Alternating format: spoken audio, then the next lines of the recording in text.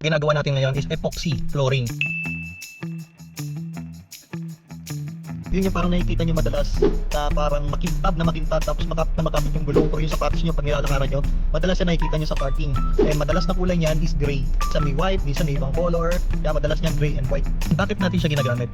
Ginagamit natin siya para maging slip resistant, chemical resistant, and mas madali siyang i-maintain. Ngayon, tanong, magagamit mo ba siya sa iyong bahay? Most commonly, magagamit mo siya sa iyong mga garahe, kitchen, or CR. Bakit? Sa garahe kasi mas makapit yung gulong, mabilis linisin. Sa kitchen, ganun din. Very efficient siya in terms of cleaning, mas mabilis. Less ang time ng work.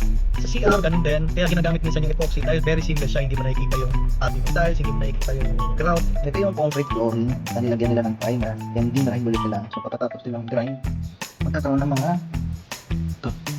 particles, dust particles na kailangan natin vacuuming ulit. So pag mag-grind ka ng concrete flooring, ito ang ginagamit. And ilalagay nila sa grinder. Ito magiging bala. Umiikot. Ano to? So sabay ng pagka-grind ng concrete flooring, sinasabayan nila ng vacuum. Ito yung vacuum na ginagamit nila. Yan, nakalagay din yung hose. Pakita ko sa inyo yung hose na ginagamit nila. So habang nag-grind na yung vacuum, para habang tatanggal yung mga particles, nahihigop agad yung vacuum. Ito siya. Ito yung hose. Nakakabit sa vacuum. Nakakabit naman dito yung grinder. Para habang umaandar, yan, diretso sa vacuum. Number 1 ang ginagawa talaga dyan is ginagrind mabuti yung mga rough surfaces ng cement. And lahat ng crack ng concrete is lalagyan nila ng filler para talagang flat na flat yung surface niya pag gina-applyan na ng epoxy.